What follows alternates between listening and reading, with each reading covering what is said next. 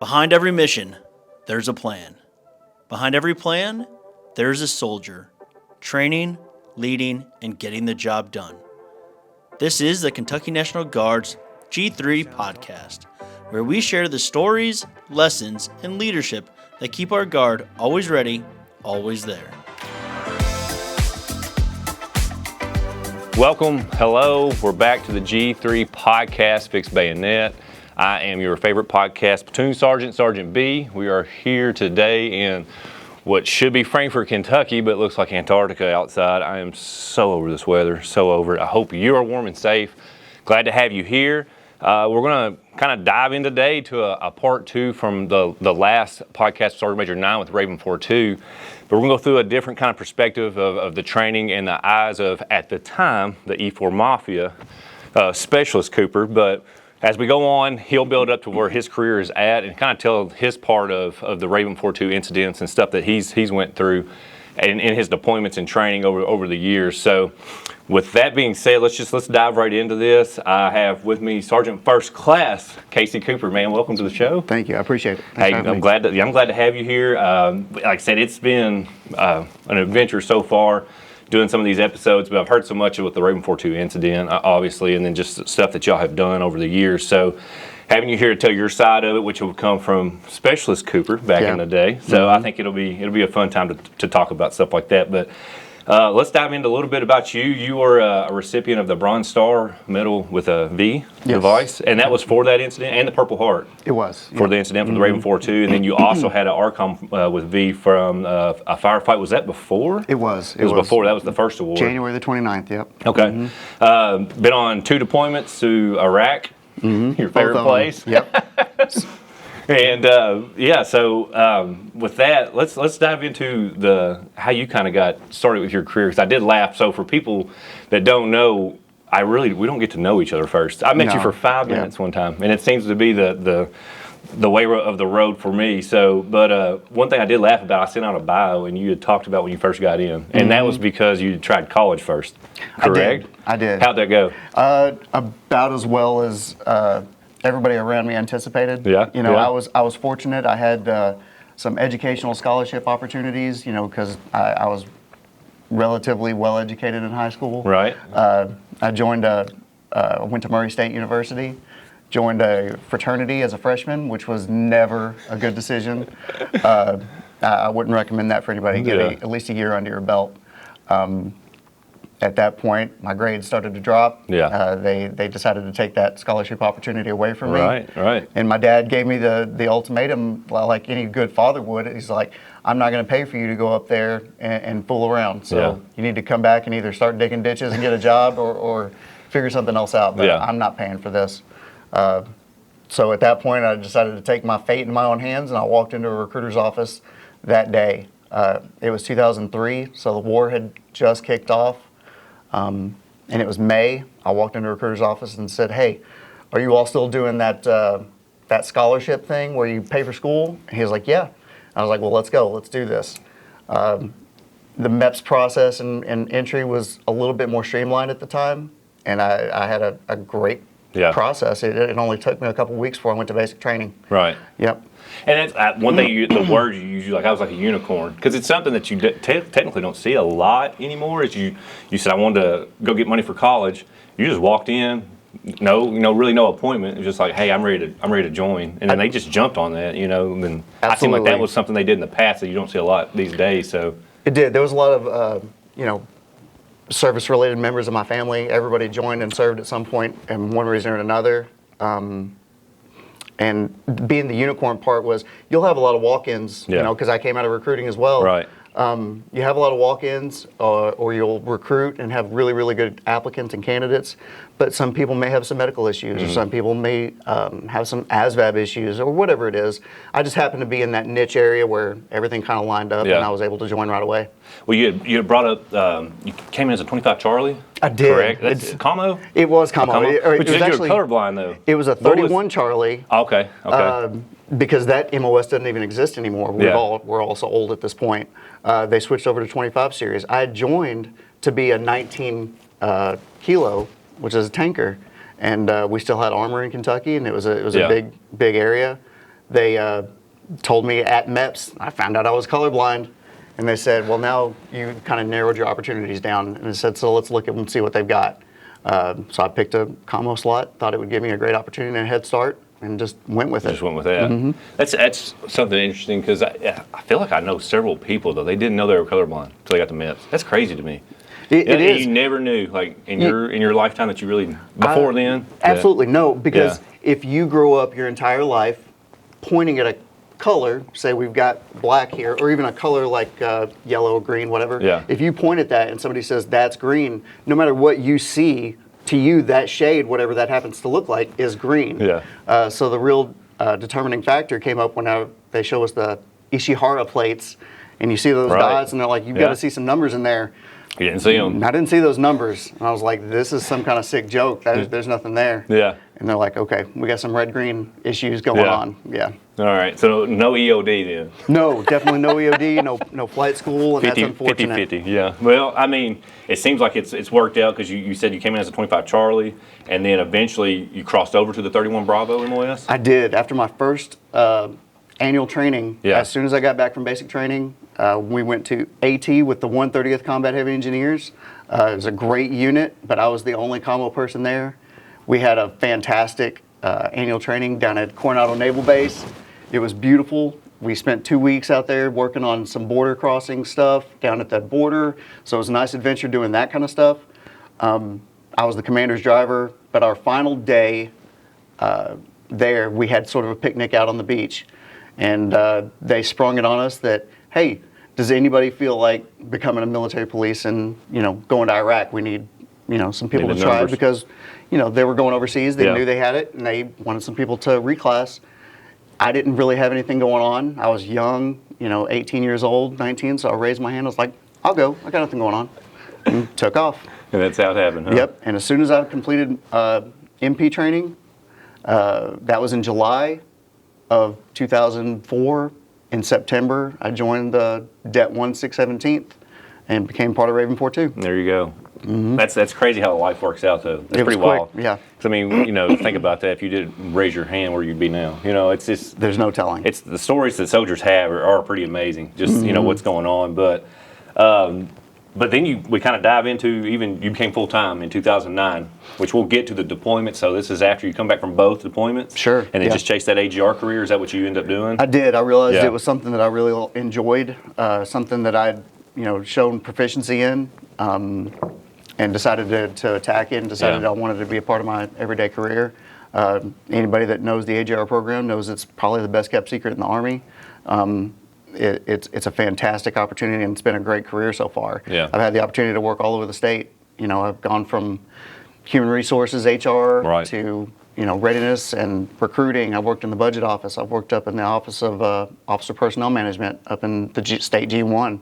So there's a lot of room for growth and opportunity and broadening, and it's been really fulfilling, definitely, to do it. Yeah. The networking, I think that's the crazy thing that when I talked to Sergeant Major 9 was, he was 31 Bravo, true and true, right? Yep. Just bam, bam, bam, bam, bam. But I thought people like that's kind of unique, just because, like you talked about, I was the same route of when I became full-time, you kind of bounce around and, do networking, which I stayed in the same battalion, but I had 42 Alpha, I had 13 Mike. You name all these MOSs, but you do it as you go, and it all, to me, kind of shaped me. So it's like, seeing people that don't do that route, it's kind of unique, but then also, like, people like you, you kind of bounced around. You went into recruiting and stuff at one point. You went into budgeting, so it's like, you've had a pretty unique career just from where you started at to now, so. I have, yeah. I would say that both aspects have benefits and downfalls. I got the opportunity of seeing perspective from all the different levels of state, brigade, battalion, and the unit level. And that gives me perspective to be able to hopefully help soldiers that haven't seen what goes on both ends or both levels or anything like that. Whereas Sergeant Major 9 is a 31B, and so he gets very, very specially focused, and he has a really, really strong mindset in the MP world, and is the absolute subject matter expert in that area. Yeah, sure. I would totally believe it after one conversation with him. Yeah. He said that one only MOS is what he let me know. Yeah. But you're going on 17 years of active service. It's close. I'm crossing over to 19 years. March will be 19 years. Yeah. Or I'm sorry. Yeah, March will be 19 years of active service. Right. I'm in my 23rd overall year. Yeah.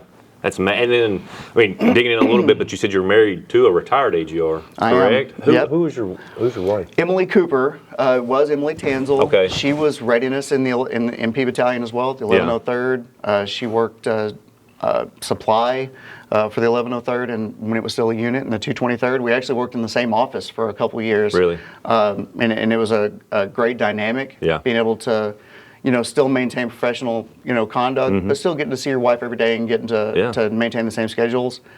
The great thing about having somebody that's a veteran with you or that retired with you is they understand where you're coming home with. If whatever's going on, if it's USR week or drill week or something like that, they can know. absolutely deal with understanding how you're feeling and what you're going through, and that's always great to have that kind of support. Yeah, that's kind of cool because I mean I'm dual status as well, but my wife is M-Day.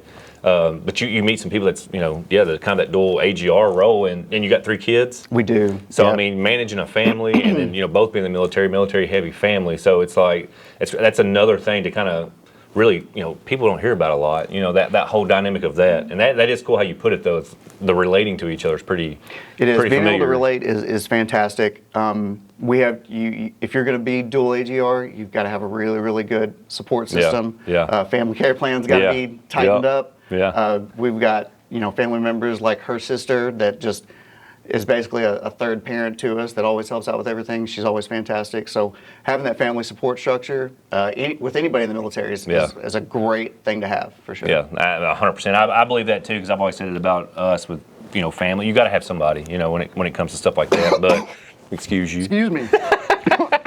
No, keep it going. But yeah, that's like I said, I wanted to bring that up because there is people out there that's listening. It's kind of that same boat, and there's resources out there, stuff too, as help. But you got to have that support structure to do what you're doing, even if you're a single soldier doing it. But that dual role that's pretty crazy. But so yeah, let's dive into something else. Actually, let's take a break real quick, and when we come back, let's jump into some of the training. What I'd like to do is talk to you about some of the past things that you came up doing and some of the stuff that's still similar or some techniques that y'all had to upgrade or even rules of the road that you was like, this was a terrible idea, and we learned from it real quick. So I think that's another thing that we usually, you hone on all the good stuff, but sometimes that bad stuff's what you learn from. And I'm sure you know that too. So so let's take a little break real quick, and when we come back we'll jump into the training side of it. Sounds good.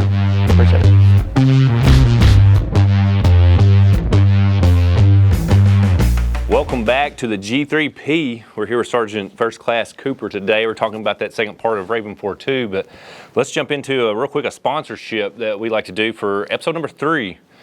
And I know you probably got a subscription to Netflix and all these different magazines. I think ESPN had a magazine back in the day, but what you really should be accustomed to is the Bluegrass Guard. Here in the Kentucky Army National Guard, you can see pictures of your friends, all your battle buddies. It's a great publication. And guess what? You're like, oh, man, did I cancel that subscription? You didn't, because you signed up for the military. So just by doing that, you should be receiving your Bluegrass Guard magazine. And if you're not, then get with your Readiness NCO today and check IPSA for your home address, because that's where you're going wrong at. But shout out Bluegrass Guard.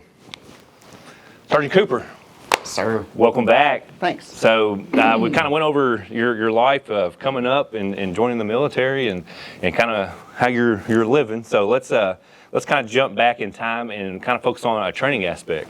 I guess right off the rip, just kind of what comes to mind is when you first got in, has training, I know it's kind of been adaptive as we've went along, but what was some things that you can remember when you first got in that you trained even at home station? Because I know home station drills were kind of a bigger thing before we really kind of went out to all the ranges and started moving around a lot. But was there things at home station you remember doing that you were like, I love this. This is what I joined for? I do. My very first, besides being a commo as an MP, whenever I first joined and joined the 617th, I was given to Staff Sergeant at the time, 9, and met our team then. And if you've ever seen the first episode of Band of Brothers, you can always understand that Sobel's platoon or Sobel's company was the ones that were always working, always training, always doing something. Right. It was a lot like that with our squad. Not in a negative way, but when everybody else was hanging out in the racks, when they were at Pre-Mob AT or something like that at Wiffertech, he always had us out there together doing something, whether it was weapons cleaning, which was huge, but we maintained a lot of cross-level training, and that was huge in our teams, because just because I was a gunner specifically, I had to learn how to drive. I needed to use how to learn the radios. I had to work the FBCB2 or BFT or JVCP or whatever it is now. Yeah. You know, as they adapt, every system that they used, every tactic, technique, procedure, TTP that Sergeant at the squad leader level would use, the cross-level training of everybody knows everybody's job was critical. You see that still to this day, but it just seemed more pertinent at the time, because we would always practice battle drills of different areas that at the squad level that were fantastic and helpful. But I was 100% a gunner all the way. I was an E4. I was brand new to the military. I had a camaraderie with my other E4 gunners in the company, and we would get together and do our training most of the time separate from everybody else. Yeah. I can only relate it to, in the AGR world that we have now, you know, the 1 section and the 3 section and the 6, they all kind of work together, but the 4 kind of does their own thing because supply is so inherently different. Well, with us, the way that we trained, gunners were not so different that we didn't cross-train, but we were always up in the gun, away from what's going on down inside the truck. Right. So we learned a lot of communication amongst each other, nonverbal communication, hand and arm signals. It was critical that we were able to talk to one another across the different vehicles, especially if comms went down, because sometimes your frequency hop didn't work, or the fill didn't come out correctly, or you're on the wrong channel. My favorite part of training that was gunner specific in the truck that we always did, and that I actually passed on as I became an E5 and an E6, was this is something that helped when you didn't think about it all the time. And that was learning to back your vehicle up from the gun, being able to direct your driver to go left, right, back it up, back into the certain spot, being able to parallel park, because in the training environment, we always use a ground guide, right? Well, when you're in a combat scenario, maybe you don't have time to use a ground guide. And so being able to look to the rear, know that to your eyes you mean to go right, but you have to tell the driver to go left, and closer, slower, faster. Those type of things that are real world correlation to what you do in combat was something that the gunners in our squad platoon worked on specifically, and it was really, really helpful. And it's not part of standard training that you think about. It's something that we just developed because we saw a need there. Right, and that's, well, you just said it, but it's just something unique that y'all just kind of, you don't think about for training purposes. And I've never even thought about that, even being up in the gunner seat. You're kind of out of the truck, you know, to an extent. So everything that's going on in it, you don't really see everything that's going on or hear the conversation per se. So getting that view right there, that's, to me, that would be a good training aspect just at home station there. It does make it safe, obviously, because yes, we're in garrison, but I mean, just to think, I never would have thought of that. Just backing up, moving a hand. You know, you always hear about the hand and arm signals and stuff like that, but talking out of the turret and communicating to the driver and letting them kind of just do it themselves and figure it out, because that would definitely help. So that's one right there. That's a key thing to think about. That's kind of unique. It creates a need between the driver and gunner, because they have their own relationship, just like the driver and the TC have their own relationship. But you have to build that trust, and you have to know that what the gunner is telling the driver is right. And they're just going to blindly do that because you have that trust and you have that teamwork that's been built over a certain amount of time and training. It was really, really good. And whenever I became an E5 and an E6 and we deployed the next time, myself and my teammates or my fellow team leaders, on downtimes or whenever the squad leader or platoon was having a bub or a cub or sub or whatever happened to be, we would take them out into a gravel parking lot, set up cones, and tell the gunners, hey, we need you all to back this truck up to that cone. And you figure it out. And when you mess it up, back up, do it again. Until you built that rapport, you built that correlation of trust between the driver and the gunner, and you can do it without even thinking about it. You'll see that throughout, you know, hopefully our talk, that, you know, the training really comes out when you don't think about it, because when the firefight happens or whenever, you know, the shit hits the fan, you're always gonna lower yourself down to your best level of training. And You can always prepare for the best possible scenarios and think that you're going to do this, but it's muscle memory. Whenever you do certain things over and over, those are the things that are going to come out when it actually matters, when you don't have to think about it. Yeah, I mean, that's a great point. I can't wait to hear that side of it. But like being, switching over to different MOSs, did it seem like some of that training you just kept doing over the years, or when you went a different route, a different MOS or a different company, did things change at home station drills, or even going to ranges or wherever? Did you see a common thing of, hey, I could fix this a little better and do it my way and kind of put myself in those places to help train? Or was it like you started seeing other people doing kind of similar things, or being, like you said, unique and coming up with something else? Sometimes you'll see that TTPs are pretty universal. There are certain things that just work no matter where you're at, no matter what type of unit you're in. And then, certain companies train on certain things more than others.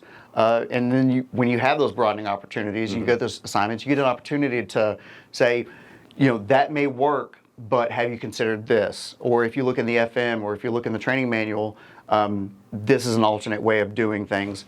And then sometimes you'll see when they're doing exercises, or during an AT, when they're running their field exercise to actually close out their AT, they'll run through and have an IED strike or something, and we may be observing, and you look and you're like, oh, that's scary to me, because we see what the actual results can be. But that's what the best thing about AARs. AARs are the greatest successes are built off the failures of AARs. Failures and learning and constantly growing and being able to adapt. Adaptability is huge, because we don't go to combat in a vacuum. You have to be able to adapt to whatever's going on. And maybe the TTP or the field manual or the TCP says to do one thing no matter what. Sometimes you've got to do that. Those are baseline things that you can grow from. And it takes intelligent NCOs and intelligent soldiers to be able to work together and build those TTPs that work for their teams and squads. Yeah. That's something to me is to relay, because I know for us here, we're trying to really talk to those squad leaders, those team leaders. And when you get promoted to those spots, sometimes, you leave where and I think it's a very common thing too, to get you some upper mobility, that you go to a different company or a different battalion, and then you kind of watch, and it's like, I don't, especially if you've got great training tactics, I don't want you to ever be scared, to speak up, like you said, and say, hey, have you thought about doing it this way? Or can we start incorporating this, because this really worked for us, and doing that. So I think giving that voice of, this is how training needs to be creative, keep showing your ideas, and doing that, I think it's a good thing. So unfortunately, you'll see that a lot, that there are really, really capable NCOs, really, really strong, smart, and intelligent NCOs that will conduct the training.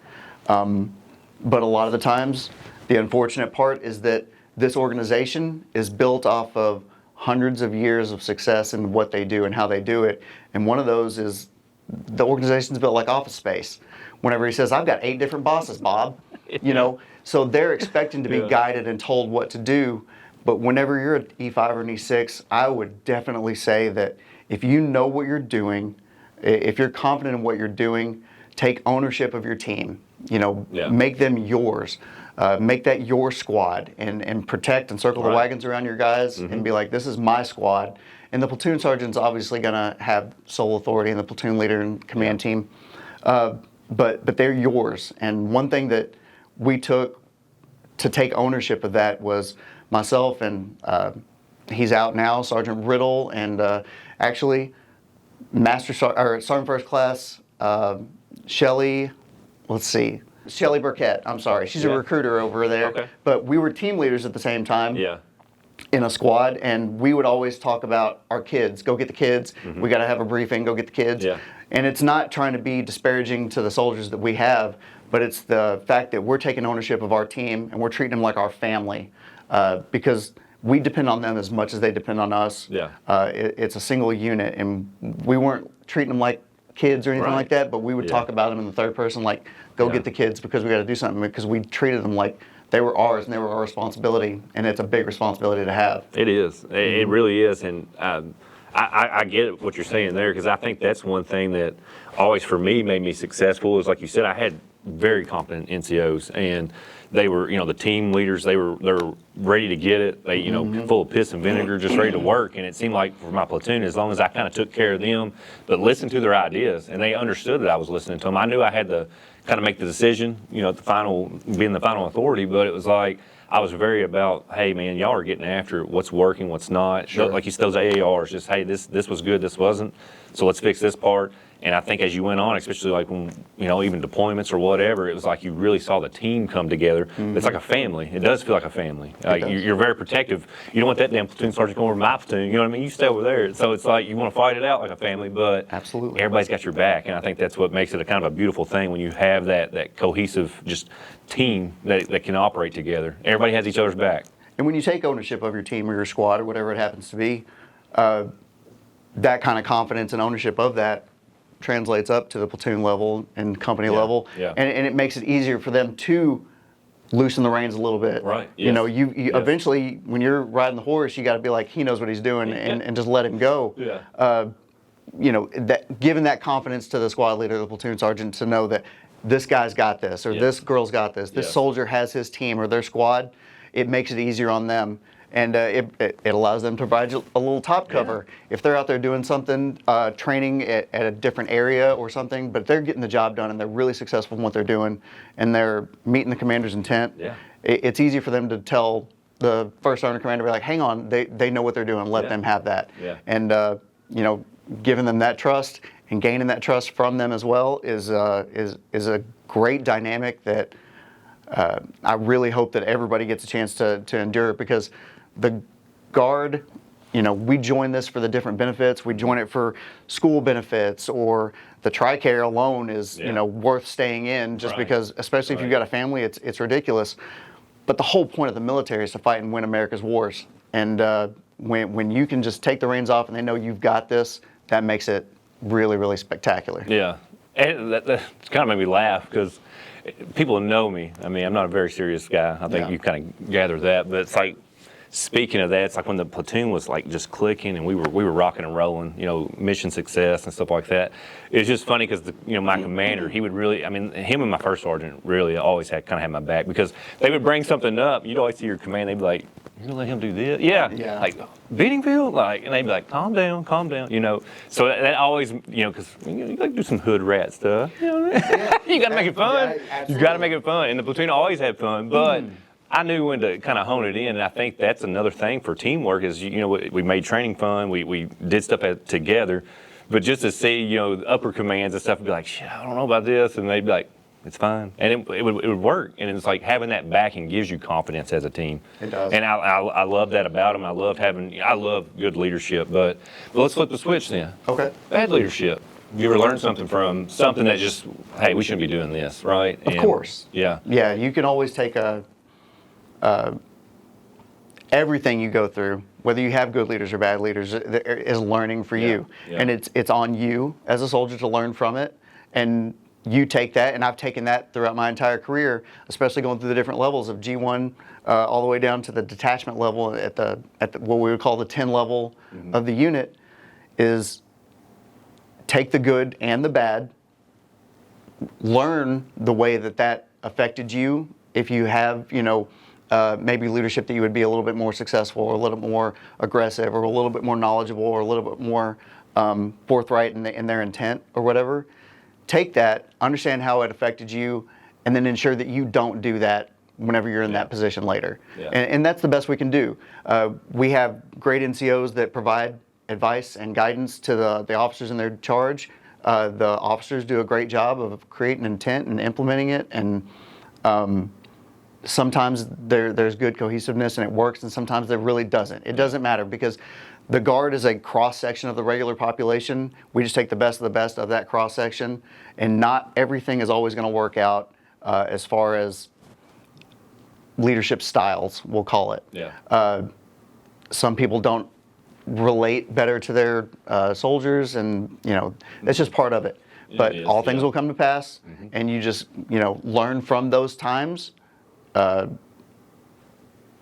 grow with them, and hopefully you don't take that and translate it down to what your soldiers do, and how you train your soldiers in the future. Right. And I think that's a thing that a lot of them especially younger soldiers or something, you'll have a bad experience, but that's life. I mean, that's what I try to tell people is, that's life. You're going to have a bad experience somewhere, and sometimes you always hear that term, toxic leadership, and it's like, if you break it down, like you said, it's like, hey, we might get in a situation or a training event or something. It's just like, this seems miserable or something's not working or whatever. But it's like, you've got to find the good out of the bad, because that's what's going to make you better anyways.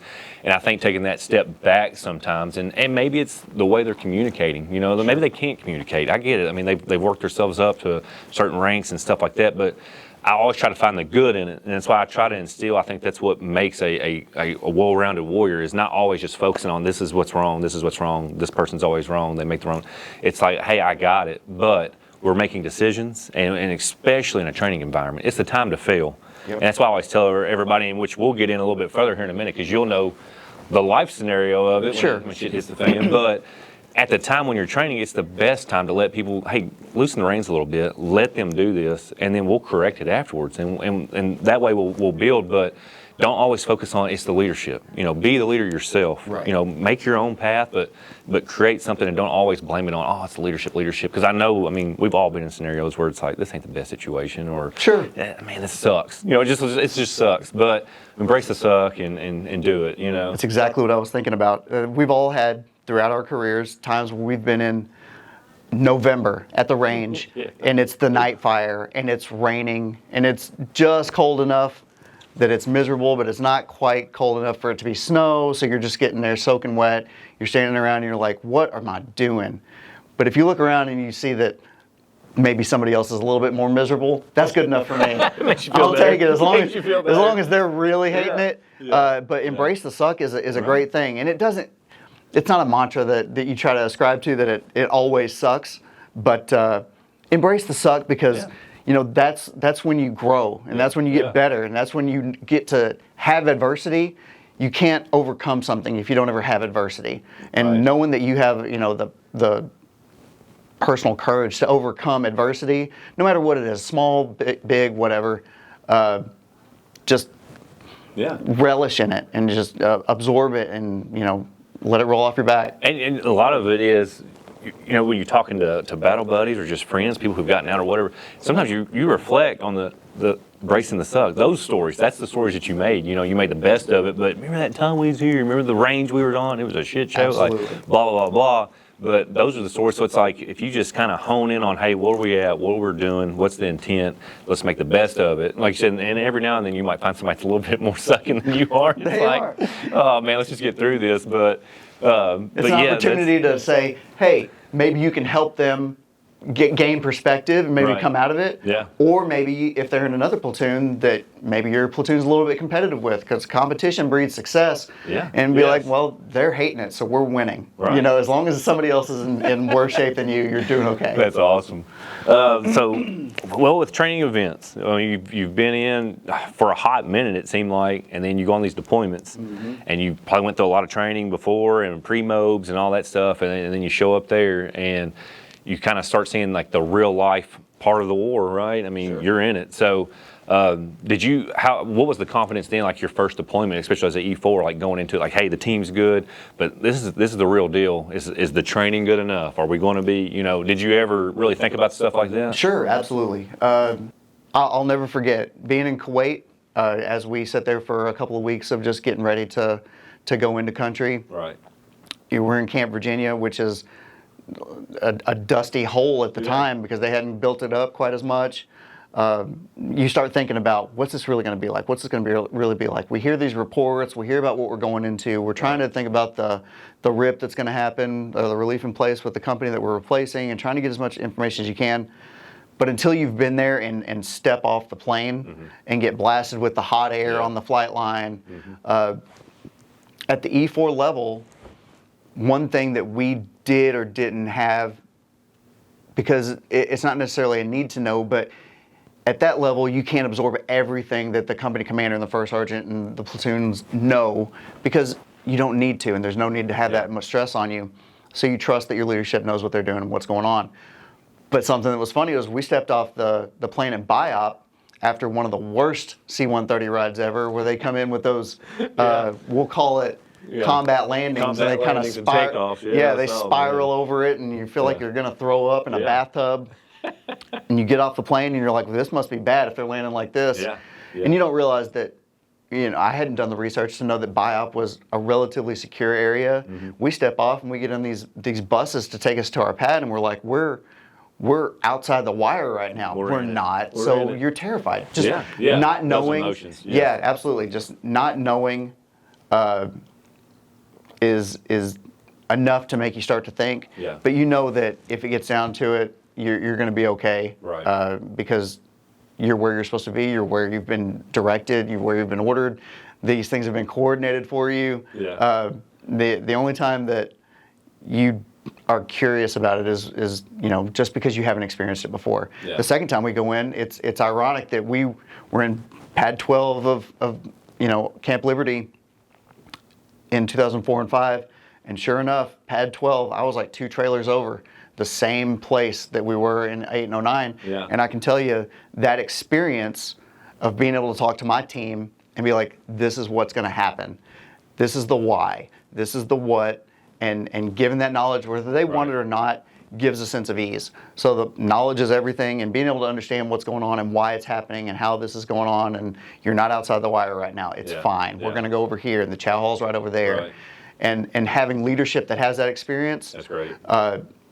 Is really comforting. Yeah. And I knew that Sergeant 9 had already deployed and had a good idea of what's going on. So even as an E4, following him blindly was fine with me because I was dealing with my E4 stuff and other gunners, but I understood that he knew what was going on, and that was good enough for me. Yeah. And he'd built that trust in us with the way he awesome. conducted training. Right. And that, it all dials back to that. Like he kind of already built that rapport with you because of the training event. So, so y'all are in Iraq, you're deployed, and we have some issues that happen eventually. So We did. let's take a quick break, and when we come back in, let's jump into the Raven 4-2. Sure. All right.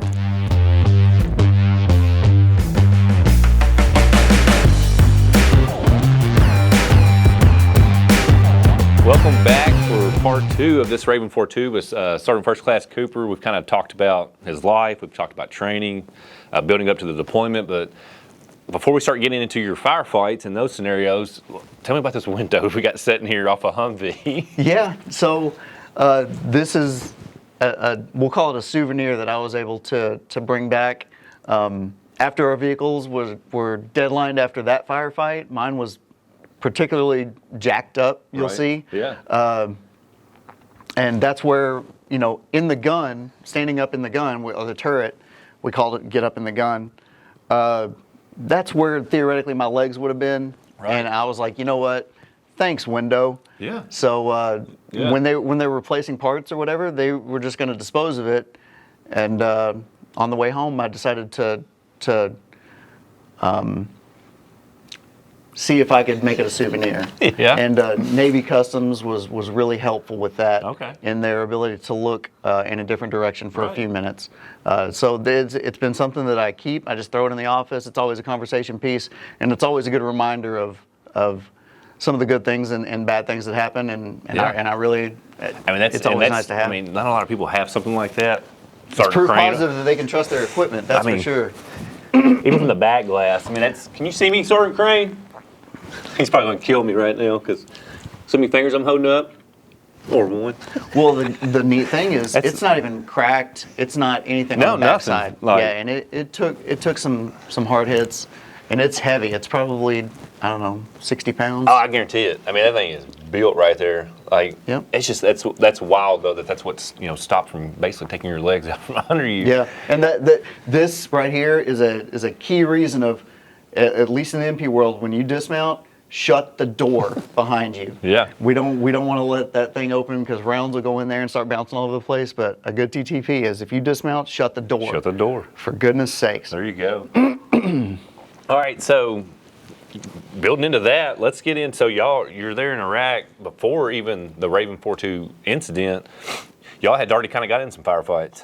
We typically did. Yeah, these were the ones that you see that typically happened. Yeah. Obviously, the March 20th incident was an outlier, but for the most part, most of the squads would have really compact small arms engagements of a few minutes at a time while we were doing our route recons and clearance and convoy patrols. And January 29th, it actually, I know that Sergeant Nine, we're not going to go into it deep, but he would talk about the 3 routes we would run through the Baghdad area. This one also happened to be out on the eastern route, on Route Detroit. And we had taken a complex attack of an IED going off and some small arms fire from some gentlemen in a little construction area. Gentlemen. And Asshole. yeah. And but there was a BMW there and a little building, and some really good AAR things occurred at that point. And during that time, we realized that I couldn't get to a target, a bad guy that I wanted to get to with my gun, and decided that BMW needed to be disabled. Okay. So at that time, our team leader was in the rear passenger seat. Our platoon sergeant was with us that day. He had ridden out with us, and he was in our TC seat. And I decided to yell down during the firefight, "Give me the AT4," because I'm tired of this. Eventually, it's just enough. Yeah. So January 29th, he's like, "Are you sure?" I said what I said. So he hands up the AT4, and I remember very specifically holding it exactly the way you're supposed to hold it, going through the checks to get everything ready, pulling the pins, popping the rear sight, trying to pop the front sight, and I couldn't get it. Couldn't get it. Trying to pop it 2 or 3 times, and I'm sitting here getting shot at the entire time because we're exposed up in the gun. And at that time, I kind of said, screw it. So raise it with the one sight that I had, aim, and this is where, in the middle of everything going on, it seems quiet, but it's extremely loud. Yeah. Nobody is dismounted at the time, and everything that we were engaging was directly in front of me. But what do is you fall back to your lowest level of training, and in the middle of everything, I still screamed "back blast area clear" over my right side. Nobody there. To nobody. But it's just part of the training, yeah. and it was muscle memory. And as I was coming back around, I was like, that was stupid. Fire and miss, because I didn't have my second sight, and that was frowned upon in the future. Because we're not out here to engage in fraud, waste, and abuse, but it was the best opportunity I had at the time. So dump that disposable thing. We had changed directions within the engagement area a couple times, and it was before we had the crank style turrets or even the motorized turrets. Yeah. This was early on, so we had handles that we would unlock the turret and drag this heavy cast iron thing around because some of our up armor hadn't quite been developed as well as it should have been. Yeah. That's so the shield? The shield and then the side shields. And so every time we would come around and he would change direction, I would have to come back around with the 50 cal. And that got tiring or frustrating. Yeah. But I know that they were trying to engage or maneuver for a base of fire. And so we always kept a secondary weapon up, and I was a saw gunner. So at one of the turns, I leave my gun in place, and I start engaging with my saw.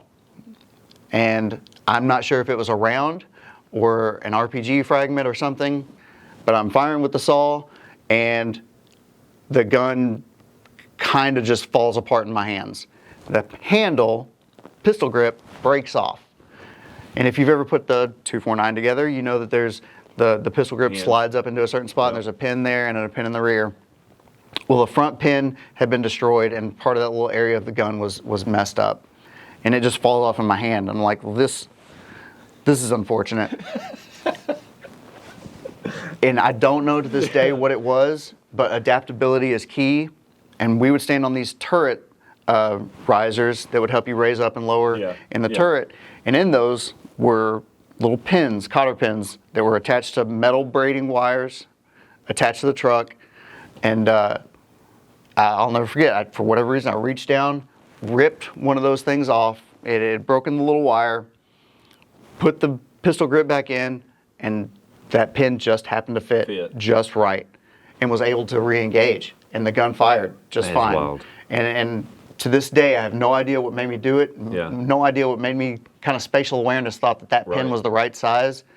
But it was funny because right before March, from January to February, I had to walk around BIOP because we didn't have armor parts for that gun to fix. I would walk around and that pin was stuck in there and a little piece of braided cable was hanging off of it. Yeah, the entire time. It was wild. But that's I guess the adapt and overcome thing. I mean, just it is crazy when you're in those moments, though. And I don't mean to laugh at just the way you come off on some of the things, like oh, shit. We've all had those kind of moments, but that's like a life and death situation. And you're still just like, well, damn it. You got to be kidding me. Figure it out. It's like, how much worse can this get? Right. Like they're shooting the guns out of my hand. Yeah. But yeah, work the problem. It's the best you can do. Stay calm. Yeah. Everybody says, just don't panic, and that's hard to do. Yeah. But a neat aspect is I've heard from a lot of people, I've been asked the question a lot, were you scared? And it seems brave to say no, and it seems disingenuous, but I would say that it's the only true way to say it, because everything that happened to us, fortunately, was reactive. Somebody would attack us or an IED would go off. And in the seconds before that happens, you don't realize it's about to happen. So you don't have time to build up and be feared or in fear. In the middle of it, you're just reactionary. So you're focusing on training, focusing on the things that have to happen and what you need to do. Fear doesn't really come into it a whole lot. Yeah. And then by the time it's over with, there's really nothing to be scared of. So you have a sense of relief, or you're working whatever is going on at the time. So it's not trying to be brave or put on a brave face to say, no, I wasn't scared. It's just there wasn't the emotional time for it at that point. Right. So it happens to you. You start reacting to it immediately, and by the time it's over with, there's nothing to be scared of it anymore. Yeah. But the tip of the spear guys that do things proactively and engage in offense, I would 100% understand, it was scary, because you're thinking about all the different things can go on. Right. But all we get a chance to do is react to stuff like that. And that was just one of those where you're just reacting. This thing fell off in my hand. Well, there's a pin down there. Let me see if that fits. That kind of stuff. And then you just, keep going until Sergeant 9 tells you to cease fire. That's the best you can do. Yeah. That's wild. But, no, that's very cool. Like I said, it's just that kind of reacting yourself and just making it happen and making mission happen. So, but that is a good point. It seems like the mind's always thinking, even though you don't know it. Sure. But yeah. Well, even in the first kind of, I guess, scenario of taking like some kind of tick or something like that, what was your first thoughts then? Like, oh shit, this shit's real. Was it something like that, or was it? Yeah, it was unique for us in the gun, because an IED feels a certain way when it goes off, and it's not like these deep bellowing booms.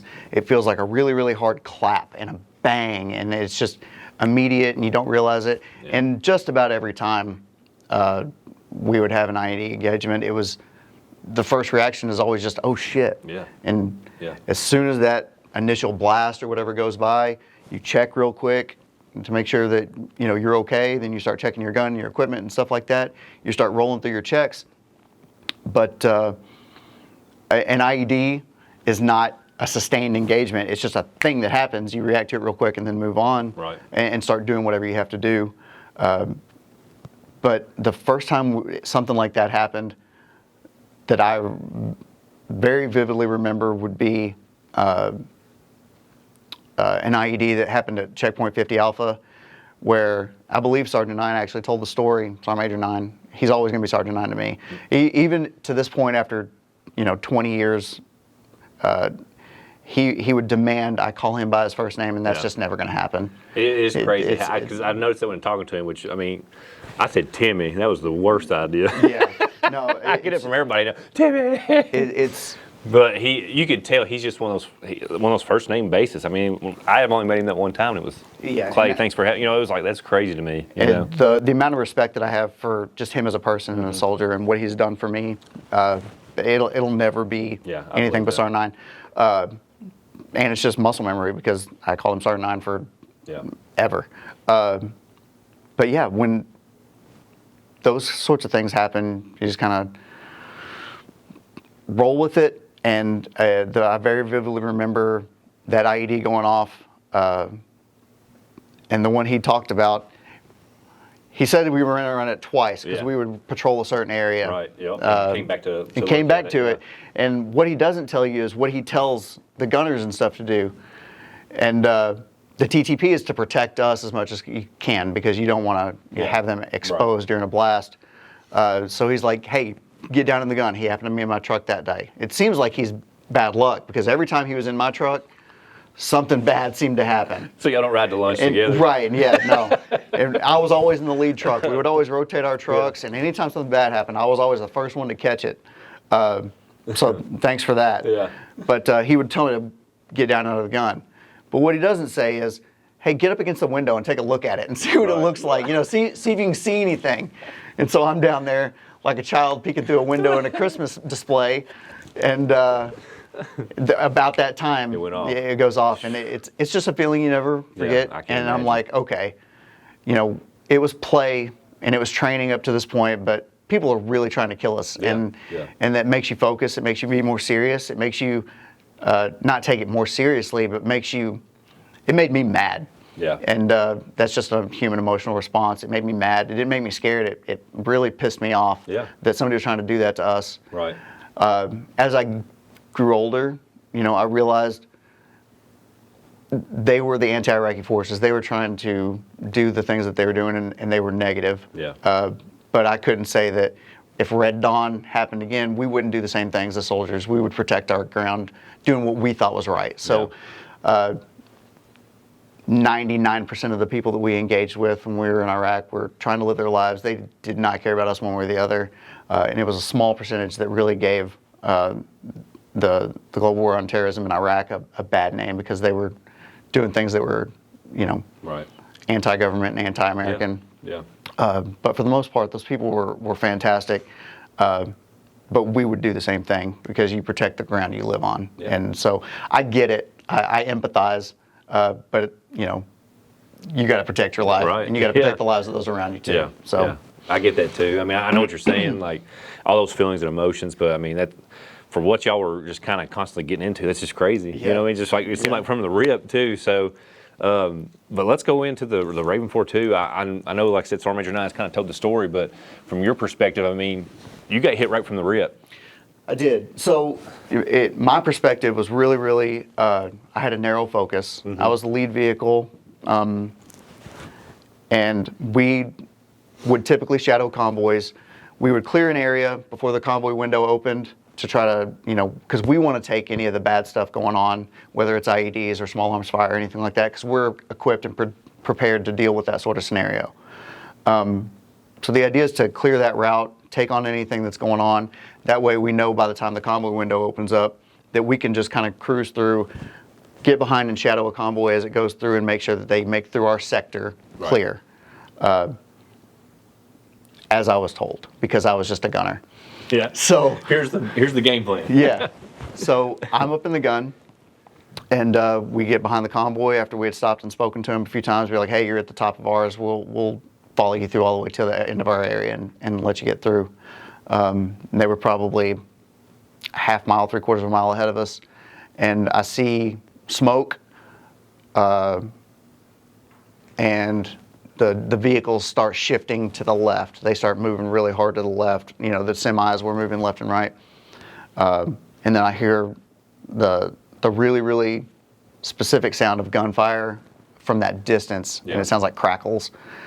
And Sergeant 9 had already seemed to have noticed what was going on, but I yelled down in the gun, they're getting hit, go, go, go. And go, full red on 50 cal. And we could tell based off of who we could see in the field to the right and the vehicles that were moving to the left where the kill zone was. And so our driver pushed us right where we needed to be. It was the worst spot. It was between us and the convoy they were attacking. Yeah. Because you want to draw fire to take it off TCNs, third country nationals that haven't done anything to anybody. Yeah. So shift the gun to the right and see way more targets or people than I thought it was realistic. I was like, there's no way it's that many. Yeah. Kind of caught you off guard then. It did, because there was a big ditch next to a canal that was right next to the road that ran parallel to the road. And very initially, all I could see was, flashes of heads and things like that. Right. But they were popping up like whack-a-mole, and they were up and down, and I'm like, that's a lot. But we started engaging targets because we could see they were clearly engaging us. Sergeant 9 says to make the right turn. I can't hear any of that, but I just trust that he knows what he's doing, because I'm busy doing what I'm doing and everybody has a job. As soon as we start to make the turn, the vehicle slows down just enough to make the turn. I look to the right a little bit and the lights go out. And what had happened was the chicken shield, or the front shield to the top of the gun, when it's over the front of the vehicle, is fine, but as it turns to the right, it sticks out over the side of the vehicle.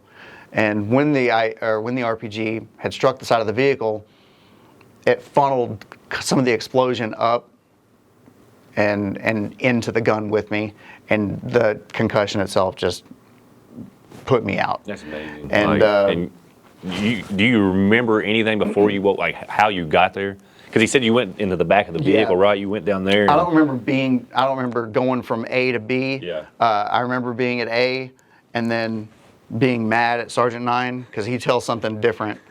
Well, we won't get into that. But we're going to have both of y'all. He did. Yeah, we can have a. He said I remember him doing exactly what he was supposed to do, which was, the gun is down. I got to get up in the gun. The gun has got to be up. Right. And to do that, I was in the way. So I was woken by him to like kicking me or stepping on me to get me out of the way. Yeah. And I woke up mad. I get that. I was like, that would be I'm terrible. I'm fine. Get off me. So I get that. He's like, well, then get up there then. I'm like, my bad. So then we get back up in the gun. And I just got blown up. Yeah, no. I was like, I'm fine. I'm good. I'm good. Get off me. I remember saying, get off me, and he'll never admit. But he was doing what he was supposed to do, and it woke me up enough to put me back up there. Yeah. We see the same line of cars that he saw, drove down really far enough that we could get all the vehicles in the same route that didn't space it out enough that it wouldn't make two targets out of one, or one target. Yeah. Two targets into one. And at that point, the rest of the firefight really started. It seemed like it went by in a blink of an eye, but after we looked at the timelines and everything, it ended up being a lot longer than we all anticipated. Sergeant 9 and the driver pulling had dismounted and continued their fights, where I'm engaging targets over the top of them, because they're taking short turn, the 50-meter targets that we talk about, or in their instance, the 5 or 6 meter targets. Right. And then we're providing overfire for areas out in the orchard. Specialist Haynes was in a rough spot. Their vehicle parked almost parallel to the main canal where all the people were, and he was laying it down, and really doing that. And so we had the opportunity to, when the guys in that tunnel, or the viaduct or whatever it was, the great big ditch, were having a bad day. They would try to come out over the top and fight from the top. Well, that's where myself and Specialist Ordonez had the opportunity to neutralize that. And after a while, you get really comfortable in your equipment, and you start feeling really good about your positioning and what you're doing. One TTP that we engaged was our first can of ammo. As the 50 cal gunner, we would always empty out a Mark 19 can, which is the big 48 can, and it had a lot of space, much more than the 100 round cans. So throughout the year, or before the very first mission, what we would idea is link a bunch of 50 cal cans together and then load it in there. So you've got a big starting point before you've got to reload. And I realized that I'd emptied that relatively soon, even with fairly decent 3 to 5 second bursts and re-engaging my weapon onto different targets. I was like, wow, we got to do an ammo change. I was like, this is a lot of ammo. Yeah. So we do ammo changes, re-rack, and then you start, on a butterfly trigger. Right. You start to feel pretty good. And it's about that time, I'm looking like this with my elbows out, and I start hearing think, think, and the zip and snap of gunfire, but it is not coming from in front of us. It's coming from a raised berm behind us, and then a house that was behind us. And when you realize that you're not covered as well from the back, you start to think skinny real quick. Yeah. And you start getting there like this. I'm going to get as small as I can get. Yeah, yep. Our vehicle's damaged. I'm stuck where I'm at. Sergeant 9 had come back one more time, or he had come back a couple times to grab a bandolier of ammo. And, he would communicate whatever he could. And it was mostly what we're doing. He's letting me know what he's doing. Clear and concise communications still worked. But at a certain point, I had kind of cleared my sector, or my little field of fire, because we had interlocking field of fires, and it was time to move on to something else. That house was still a problem. Right. And this is farther on down the firefight. It was almost to the end of it, but the house was still a problem, and I couldn't get a good shot at it. And so Sergeant 9 comes back one more time, and he's talking about killing the FPCB2 and starting to destroy all the SI, because we still have, things to do. But at that time, my ear pro was gone somewhere. It had fallen out, and in order for us to use ear pro up in the gun, it made it really hard, because you wanted to be able to hear everything that's going on outside of the truck. But Sergeant 9 always kept his ear pro right in the bands inside of his helmet. He had kept an extra set. And he came back to the truck one more time, and I had self-determined that we're going AT4 again. And I yelled down into him through the top of the turret, "Nine, give me your earplugs." And he's like, "What?" I was like, "You heard me." And he sticks it, blindly just sticks his head up in there. He's offering it to me. I grab one, and he runs back off. Didn't question it. He knew if I was asking for it, it was for a reason. Right. Put the ear pro back in, because the one in January, I kind of lost my hearing for a couple days. Yeah. It came back, but I didn't want to experience that again. Fire the AT4. Mike fires his AT4, and we get to a point where, just in case, and that scenario is done, I dump the AT4, and I'm right here in front of all the vehicles that were open and ready to escape. Mm-hmm. And I had cleared my sector of what I could see. And I was like, well, none of these guys are getting away. So I start unloading on engine blocks. So I disable every vehicle there. That's wild. To make sure that they couldn't get done. What was great was the fact that my barrel got so hot that at the end of the firefight, it had started to, heat makes metal expand, and it started to droop, and it came back, but we never misfired because of the status that he made us keep our weapons in. Because when we were a gunner, that was all that mattered. Yeah. And we kept our weapons as clean as possible. And God forbid, in the rainy season, if you had rust on it, because I'm not saying he'll make you carry your barrel around with you everywhere you go if you have to clean rust off the tip. Suggestion. Yeah, but you may have to clear it going into the chow hall, and it looks really funny when you look down the tube of a 50 cal barrel and say clear. Yeah. But the weapon never jammed. Yeah. We were confident in what we were doing. Unloaded all of the remainder of that I thought was necessary into the engine blocks. Called ceasefire. My vehicle is out there alone, and it's a scary spot to be in. You feel really alone because your comms are down in the truck, and you don't want to give up on your gun. The vehicles that were still with the squad are a few hundred meters behind us. Sergeant 9 and Hester and Mo and everybody had moved down towards the main engagement. And I was like, well, I'm not staying here. So I dropped down in the vehicle, and I was like, the vehicle's already busted. So I throw it in reverse and just limp my way back there to kind of consolidate a little bit, get back up in the gun, and see that Sergeant 9 has called ceasefire after all the different things that had gone on. So we left somebody up in the gun. I dismounted and get down to check on him, and he's already started working Casevacs and Medevacs and coordinating those things. And he comes to me and he's like, and I do have some blood on me from being injured and some shrapnel and concussion stuff. And he's like, "Where are you shot?" I was like, "Where are you shot?" And I'm like, I don't think I'm shot like through and through anywhere. And he's like, "What did you need the ear pro for?" I said, "Because I didn't want to lose my hearing when I shot the AT-4. Yeah. He thought I was plugging a bullet hole or something and being all John Rambo. It's like, no. My ears are sensitive. Yeah. And I learned from my mistake the first time.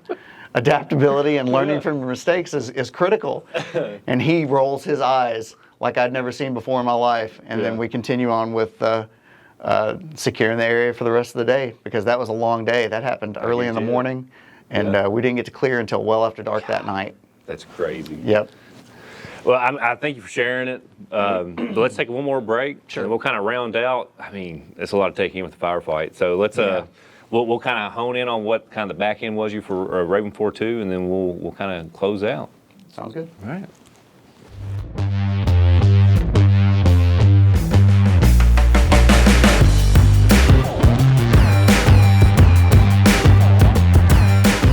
Welcome back to the G3P. We're here with Sergeant Cooper. We've heard a lot about you today, even through the scenarios we were just talking about with the combat situations. But before we kind of close out, I want to ask about that final situation you were talking about. Mm-hmm. I know you were talking about Sergeant Major 9 and them, they kind of going out and doing some clearing, and everybody just kind of seemed like they were in different locations of the fight. Sure. Loneliness. Did it feel lonely out there? I mean, I know you said it's like it was a long time, but y'all kind of all broke off, and to be out there just kind of slinging lead and trying to do whatever you got to do for your survivability. What was the feeling, I guess? I mean, I thought that was one of the words we had kind of used. So yeah, absolutely. It is a solitary feeling. I know that my closest, battle buddy was going to be Ordonez, and he was in the gun far enough that I could yell at him and he could theoretically hear me if it was over gunfire or not. But it felt like as a gunner, as that E4, you're on an island. Yeah. You felt like you're on your own, and you're not. You've always got your team and they're working towards one goal, but you feel like I'm up here decision making on myself as an 18, 19-year-old, and trying to do the best that you possibly can, focusing on the training that you've been given. But at some point you're like, even if you get to a point where you realize your squad leader is telling you or talking about destroying FPCB2, you don't really think about that. Yeah. But you just realize it might be a chance to try to do whatever you can to save yourself, which is saving the squad at the same time. Just doing your job up until you can't do your job anymore. But there were definitely lonely feelings, and it was great to know that when it was over, we got to, reconcile and get back together and get the family back in the same room, because just because a firefight's over, just like anything, when the main event finishes, there's still a lot of stuff that has to happen. Right. And it was a great adventure in utilizing all the training we've been given, because every time you think about having to do non-light medevac training, being able to do it and being able to call in a bird and pop smoke, or multiple birds, and call smoke and have them land where you need to, making sure you got the grid right, was an awesome experience to get to see. It obviously was in a bad scenario, and it sucks that so many people lost their lives and so many of our comrades got injured, and especially Sergeant Rivera, Haynes, and Mac. You hate to see that anybody gets hurt, but to understand that all these areas of training that we go through that are just basic Army warrior tasks can have to be implemented at the drop of a hat. You never know which weapon system you're going to have to use. You never know when you're going to have to do CLS, and we had the opportunity to try to render aid to some of the, that were pretty badly wounded, but we would stick IVs and bandage and try to do what you can. We put them on birds and medevaced them out, and not just our guys, everybody.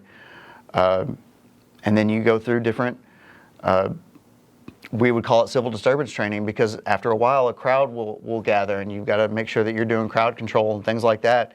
And all that training that you go through on a weekly or daily basis, even at some random armory around the state of Kentucky, all come together and really, really gets utilized for the overall goal. And that's a satisfying feeling.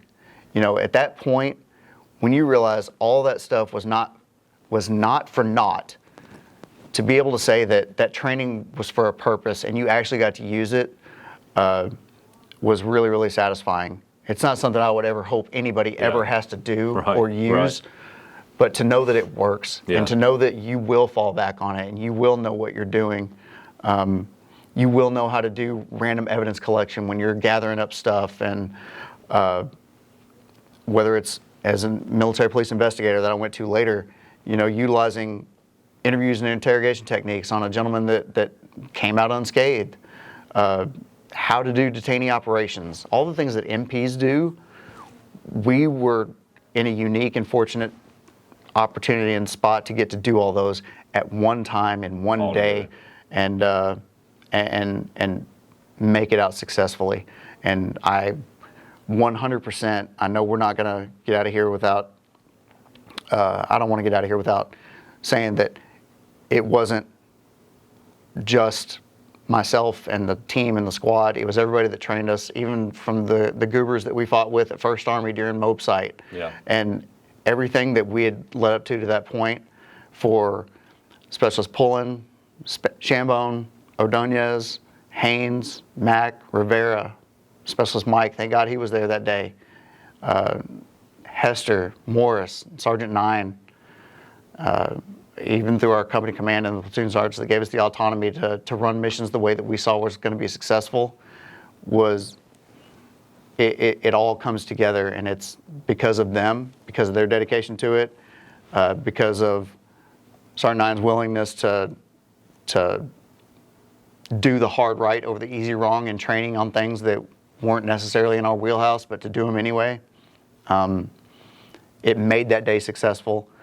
It didn't make it fun, but it made it adventurous and something that you would talk about.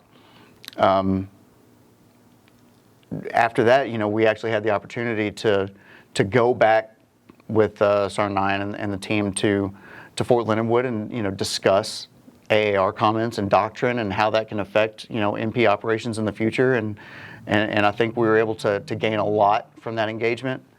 And as an E4, moving up into E5 and E6 and being able to use that experience to help train other soldiers has served me as much as it has served others. It's like even a therapeutic thing, be like, hey, listen, you know, getting it out, being able to talk about it and being able to deal with it while making your soldiers around you better has always been a great goal of mine, and one I've been able to you know, see throughout my career, and it's been great. Man, it's I thank you for sharing all that. Yeah, it's I know absolutely. Sometimes it can be tough too. So, but some of the things that I just from hearing that it was amazing that you're talking about just the basic skill level, you know, warrior tasks that you do around the armory. I mean, it just shows. I mean, it pays off to get those muscle memories going, even if it's loading a radio or whatever. I know we've talked about many things, but between that and then also after the whole incident that y'all got to go back and kind of build some TTPs, it seems like, and people hearing you and this work, this didn't, and kind of do different doctrine and move it in the right direction of this is what's happened, you know. This, and I think it's something that will always occur because we're so adaptive in the wars we're fighting now. So, but no, that's amazing. I like I said, once again, thank you for sharing the story. It was very. I'm sure there's more to it. I would love to sit down with you and we'll talk about everything. But for today, before you do get out of here, I'd like to give you a gift. Something we like to do here on the G3P. I will say this before I pull yours out. I didn't get you anything. No, you don't have to. You don't have to. I should have. No. Give you a Tic Tac like in Home Alone. You're like, we'll give a fist bump. The first two, I've kind of tailored the thing that I did for a gift, but this one I had bought it. So I'm cheapskate on this one. I bought it off Amazon. I was going to doctor something up. It was so kick-ass when I got it. I was like, I didn't really do anything to it. Okay. But I think you'll enjoy, especially in the time of year we're in. I was like, he just needs to get him this big old Raven blanket. Oh, Now, I wanted to nice. put a 4-2 on it or something, but I think I'll tell you what, Crane, are you getting this? Let's hold it out like this. Can you see that? I mean, that's kick-ass. That's beautiful. Yeah, now I've only used it twice because I was like, it does feel good. Yeah. So you'll smell me a little bit, okay. but it's all good. Right. But I did on the tag somewhere, I did put RG3P and the date that you were on here. And I hope you can put that somewhere or hang it and always remember this. We'll use it in good health. But yeah, I couldn't do anything to that one. It felt good. It's a cool blanket, and hopefully, Thanks the a lot. Raven. I appreciate it. No problem at all. And well, Sergeant Cooper, thank you for your time. Thank you for your story, being here with us today. It means a lot. I know there's a lot more to talk about, but I think squad leaders, team leaders, anybody listening can take some tactics from you and your platoons and all your stories and see that, hey, utilize your training, utilize your time, be successful. I mean, we're the best, fighting warriors out there. So let's make it happen. Let's win the nation's wars. And so I appreciate you being here today. Thank and you with for that having being me. said, enjoy life, be healthy, stay lethal. Hope to see you on the next episode. G3P out. Does that sound good? I loved it. It was fantastic. Don't ever change. Don't ever change.